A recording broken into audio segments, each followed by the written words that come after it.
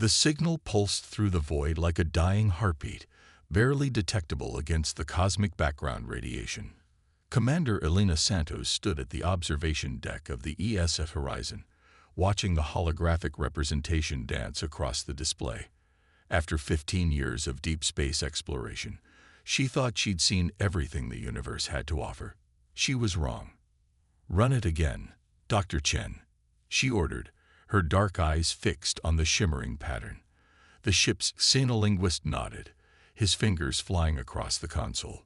The signal repeated, this time accompanied by a visual translation matrix. "It's definitely not random, Commander," Chen said, adjusting his glasses. "The pattern suggests an advanced consciousness, but unlike anything in our databases, whatever's sending this, they're desperate." Elena moved closer to the display, studying the crystalline structure of the waveform. The message carried an elegant complexity that spoke of an ancient civilization, yet beneath its mathematical beauty lay something unmistakably urgent, something that transcended language barriers and spoke directly to the human instinct for recognizing distress. "How long has it been broadcasting?" "Based on the signal degradation, approximately 3 standard months," Chen replied. "But here's the interesting part. It's being broadcast on frequencies that most Galactic Council species don't even monitor anymore. It's almost as if they're trying to reach someone specific," Elena finished, a frown creasing her forehead, "or anyone who's still listening on the old channels." The comm system chimed, interrupting her thoughts. "Commander, incoming transmission from Galactic Council headquarters. Priority 1. Elena straightened her uniform. "Put it through to my ready room." She gave Chen a meaningful look. "Keep working on that signal. I want to know everything about whoever's sending it." In her ready room, the stern face of Council Representative Xavier materialized on the screen. His species, the Alterans, were known for their rigid adherence to protocol and regulations. Elena had never particularly liked dealing with them. "Commander Santos," Xavier's voice carried the artificial warmth of diplomatic necessity. "Our sensors detected your ship's analysis of an unauthorized transmission in Sector 47B. You are hereby ordered to cease all investigation and proceed to your next scheduled survey point." Elena felt her jaw tighten. "With respect, Representative, this appears to be a distress signal. Under both Earth Federation and Galactic Council law, we are obligated to." "The situation in Sector 47B is being handled," Xavier interrupted. "The species in question, the Meridians, are experiencing internal difficulties. The Council has determined that interference would be inappropriate at this time." Elena's hand clenched behind her back. "Internal difficulties. The signal patterns suggest they're under attack. If they need help." "Commander," Xavier's tone turned sharp, "the Meridians are a primitive crystalline species with no strategic value to the Council. Their sector is being reorganized by the Void Hunters, a process that has been officially sanctioned. This is far above your pay grade. Stand down." The transmission cut off before Elena could respond, leaving her alone with the implications of what she'd just heard. The Void Hunters, a species notorious for their systematic harvesting of worlds rich in certain rare resources, and the Council was just going to let it happen. She walked back to the observation deck, her mind racing.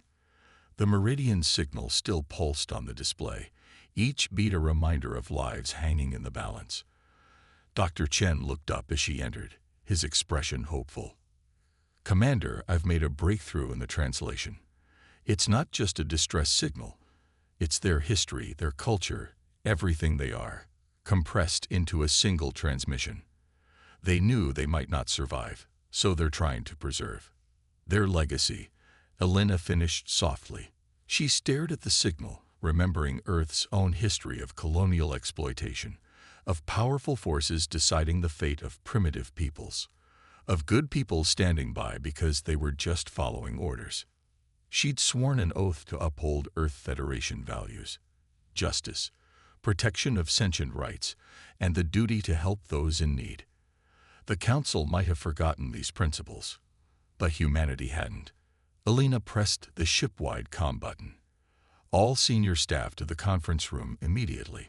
She turned to Chen. Bring everything you have on the Meridians, and get me a secure channel to Earth Command. If the Council won't help these people, then we will. As her crew assembled, Elena knew she was about to cross a line.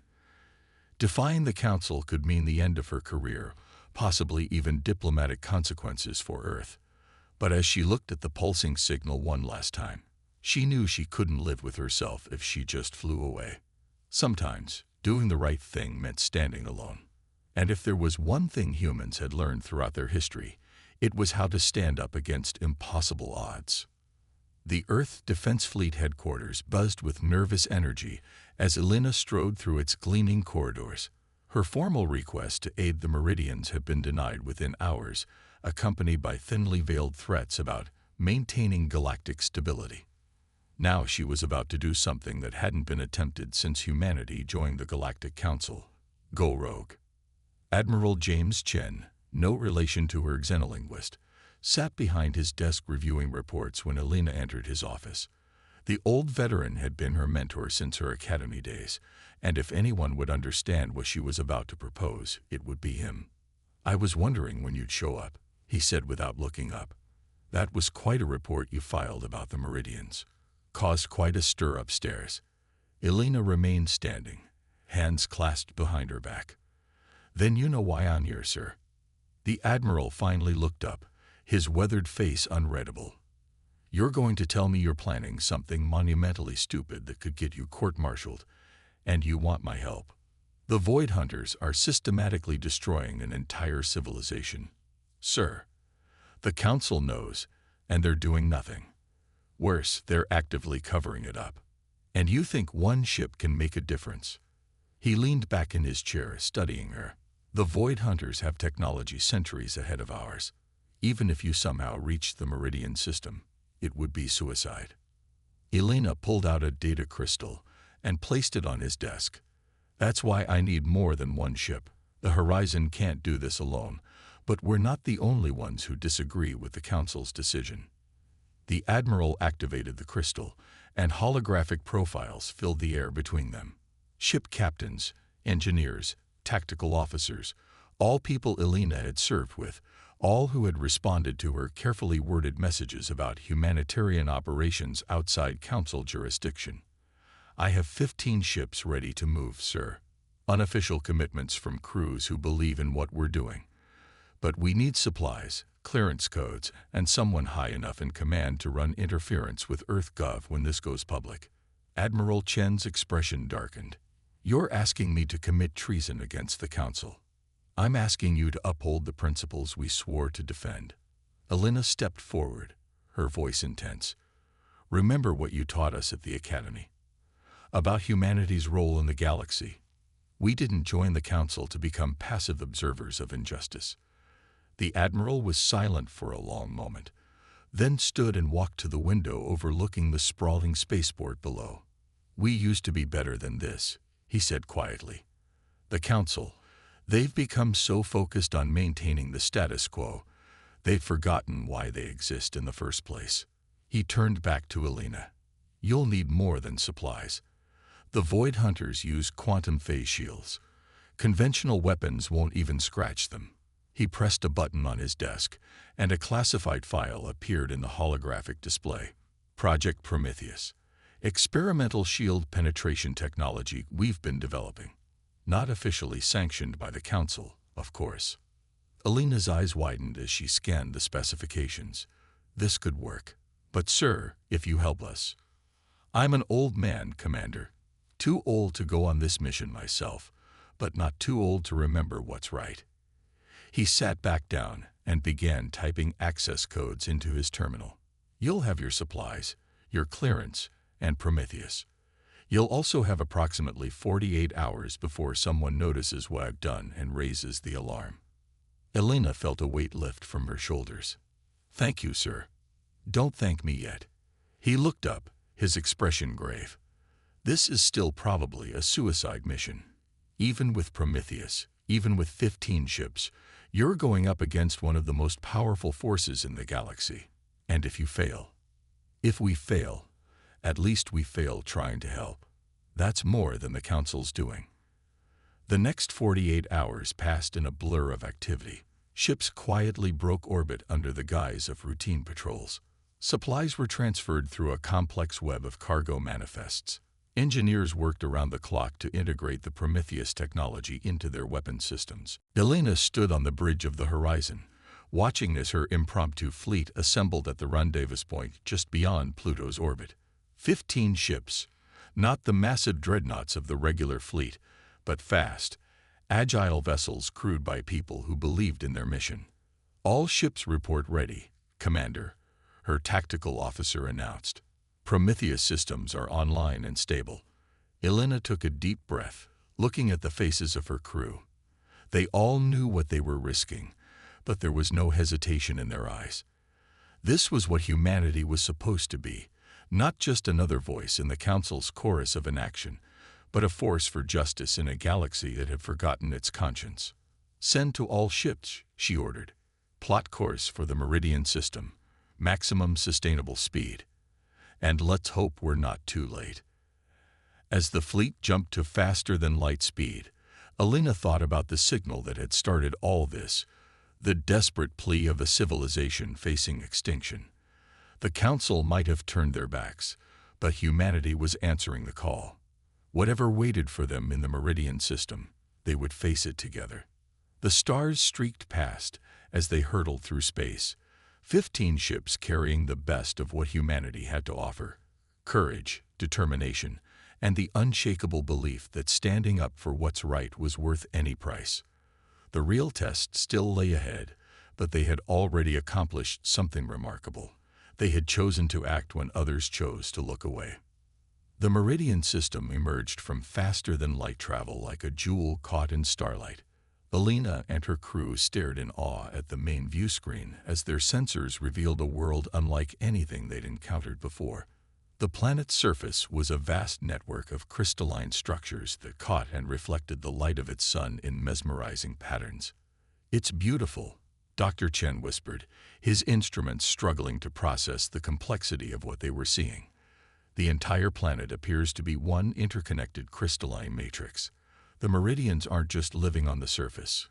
They're part of it." But the beauty was marred by ugly scars. Massive mining operations dotted the planet's surface, where void hunter ships systematically carved away entire sections of the crystalline landscape. Each cut wasn't just destroying terrain. It was killing part of a living, conscious world. "Void hunter vessels detected," the tactical officer reported, her voice tight. "3 capital ships and multiple harvester platforms. They've spotted us." Elena straightened in her command chair.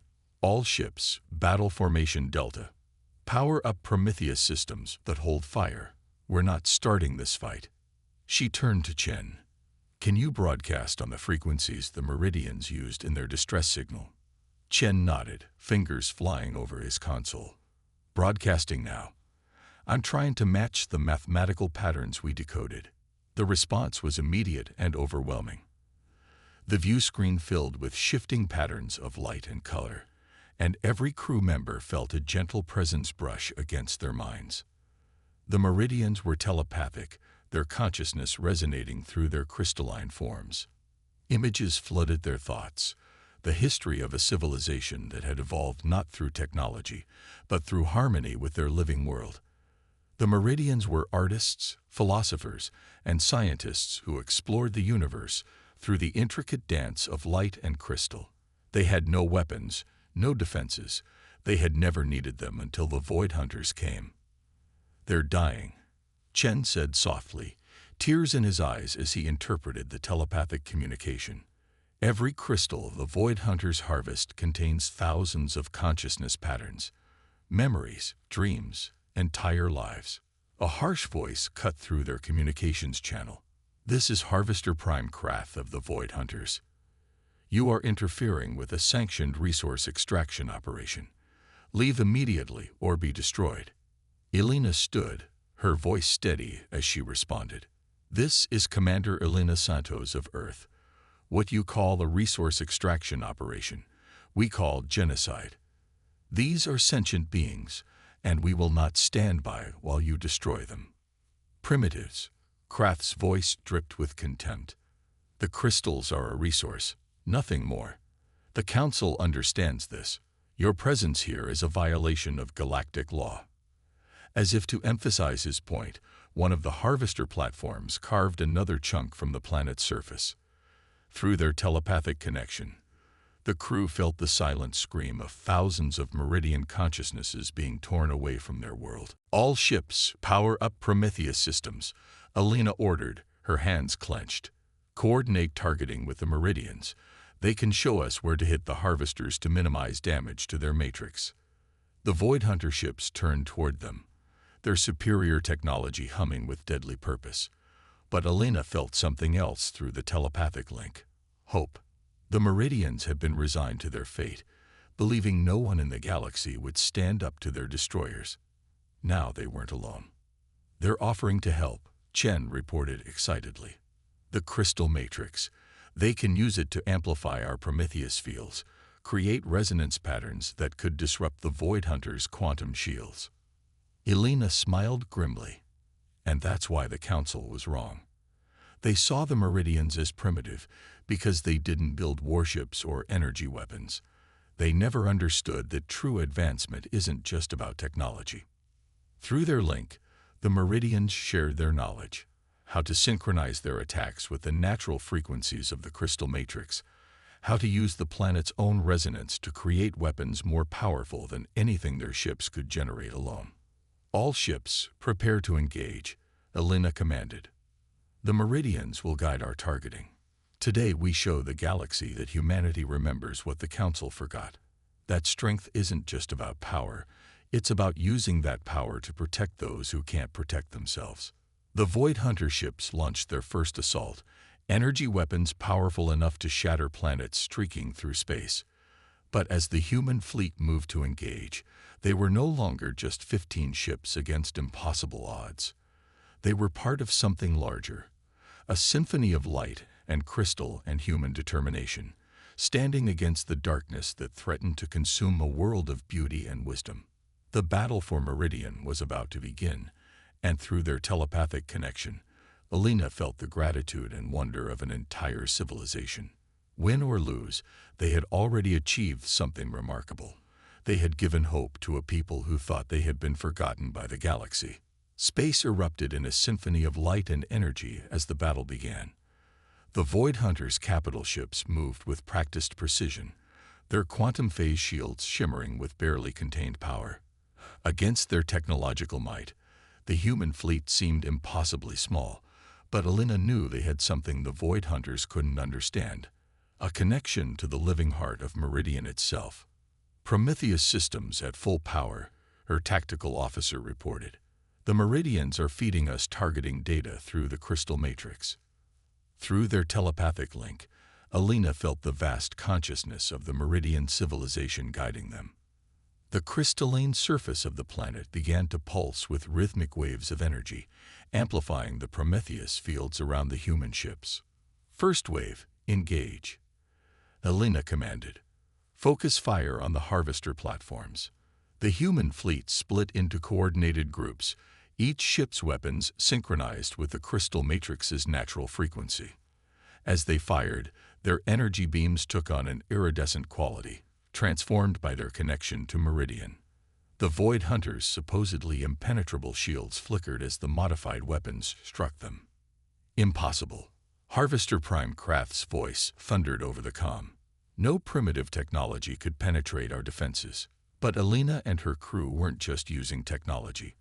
They were working in harmony with an ancient civilization that understood the fundamental patterns of energy and matter in ways the Void Hunters had never imagined.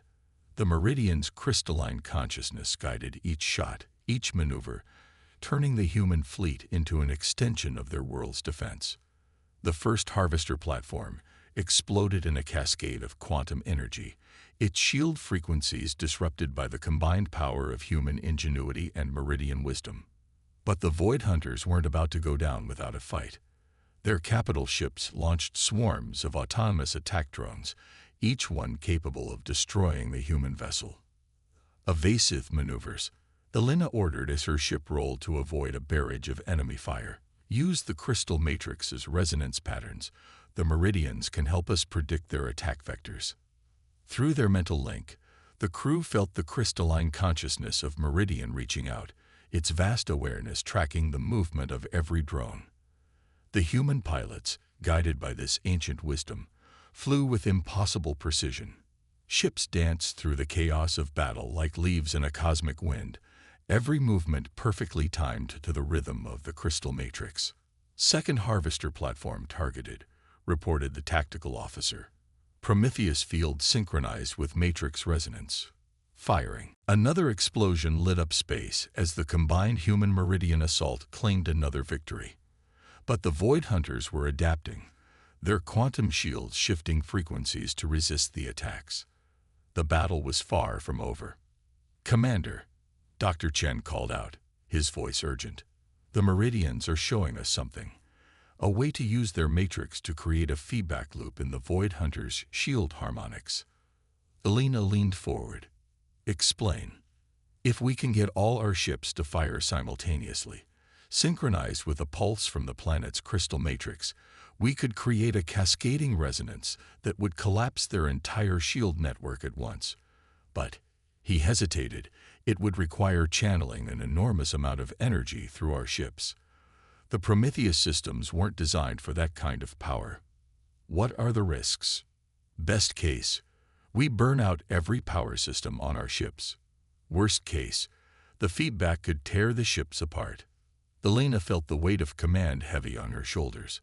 Through their telepathic connection, she sensed the Meridians' concern for their human allies. They didn't want to sacrifice their defenders. But she also felt their trust, their belief in humanity's courage. "Send to all ships," she ordered. "Prepare for simultaneous firepower discharge on my mark. Divert all power to Prometheus systems, including life support reserves. We'll have 5 minutes of air. Let's make them count." The human fleet moved into position, forming a perfect geometric pattern above Meridian's crystalline surface. The Void Hunters, sensing something was coming, intensified their attack. Energy beams and quantum torpedoes filled space with deadly light. "Meridian matrix synchronization at maximum," Chen reported. "All ships report ready." Elena took a deep breath, feeling the combined consciousness of her fleet and the Meridian civilization flowing through her mind. In this moment, they were all one, human and alien, technology and nature, joined in defense of life and beauty against those who would destroy it for profit. "For Earth, for Meridian, for everything we believe in," she said quietly. Then, louder, "All ships, fire." The crystal matrix of an entire world pulsed with blinding light. 15 human ships, their Prometheus systems pushed far beyond their design limits, channeled this ancient power through their weapons. The combined beam that lanced out toward the Void Hunters wasn't just energy. It was the concentrated will of 2 civilizations fighting for survival. Space itself seemed to hold its breath as the blast struck the Void Hunters' shields. For a moment, nothing happened. Then, like a crystal shattering under precise pressure, the quantum phase barriers began to break apart.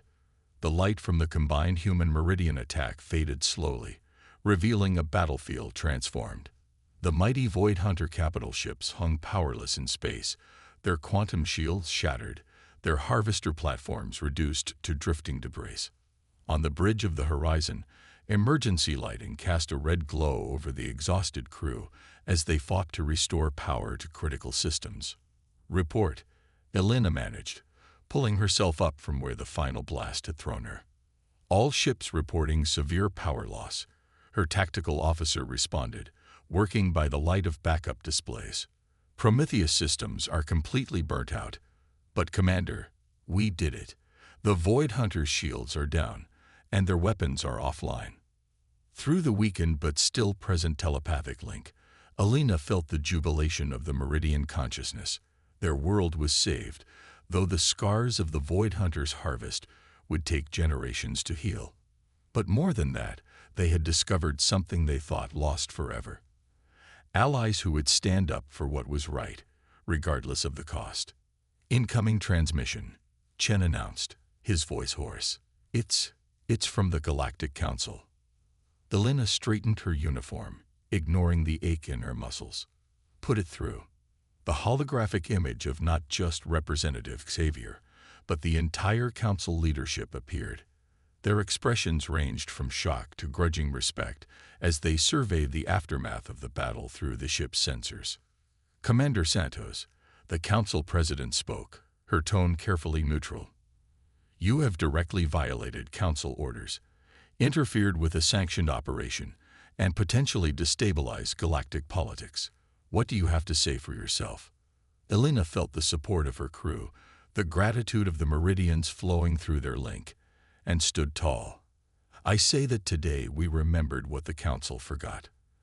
That advanced civilization isn't measured by technology or political power, but by how we treat those who need our help. The Meridians aren't primitive, they're different, and that difference just helped us defeat one of the most powerful forces in the galaxy. The Council's decision was based on maintaining stability. Xavier began, but Elena cut him off. Stability built on injustice isn't stability at all. Earth joined the Council because we believed in creating a better galaxy for all species, not just the powerful ones. If that's not what the Council stands for anymore, then maybe it's time for change. A new presence made itself known in the communication, the collective consciousness of the Meridians themselves. Through their telepathic abilities, enhanced by their crystal matrix, they shared their perspective directly with the Council. Images of their civilization's achievements, their art, their philosophy, their deep understanding of the universe's patterns flowed into the minds of the Council members. The Council President's expression shifted as she experienced the full reality of what they had nearly allowed to be destroyed. Perhaps we were hasty in our judgment of the Meridian civilization, and in our response to Earth's intervention. The Void Hunters broke the law first. Elena pressed her advantage. They weren't harvesting resources, they were committing genocide. Will the Council acknowledge that? Will they help the Meridians rebuild? Hours of negotiation followed. When it was done, Earth had achieved something unprecedented. The Council agreed to establish new protocols for evaluating and protecting civilizations regardless of their technological development. The Void Hunters would face sanctions, and the Meridians would be granted full Council protection. But the most profound changes weren't political. As Elena's fleet began their long journey home, they carried with them something precious.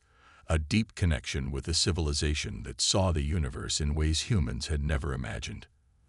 The Meridians shared their understanding of crystal matrices, leading to breakthroughs in energy storage, computing, and even faster-than-light travel. In return, humanity's determination and creativity inspired the Meridians to look beyond their world, to take a more active role in galactic affairs. 1 month later, Elena stood in the rebuilt council chambers, but not as an accused renegade. She was there to witness the Meridians' formal acceptance into the Galactic Council, their crystalline ambassador casting rainbow patterns across the chamber walls. Earth's reputation had changed too. No longer seen as just another member species, but as champions of justice willing to stand up against overwhelming odds.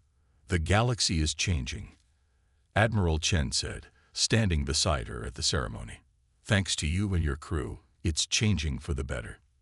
Elena watched as human and Meridian representatives sign new treaties of cooperation and mutual defense. We just did what was right, she said. Sometimes that's all it takes, someone willing to take a stand. Through their remaining telepathic connection, she felt the Meridian's agreement. In the end, that's what it had always been about. Not technology, not politics, but the simple choice to help those in need. Humanity had reminded the galaxy of something it had forgotten, and in doing so, had helped create a future brighter than anyone had imagined. Above the council chambers, Meridian's crystal matrix pulsed with patterns of light that would be studied for generations to come. a testament to what could be achieved when different species work together, when courage and wisdom combine to overcome impossible odds. The legacy of the battle for Meridian would live on, not just in political changes, but in the hearts and minds of all who learned its lesson. That true civilization is measured not by power, but by how we use that power to help others.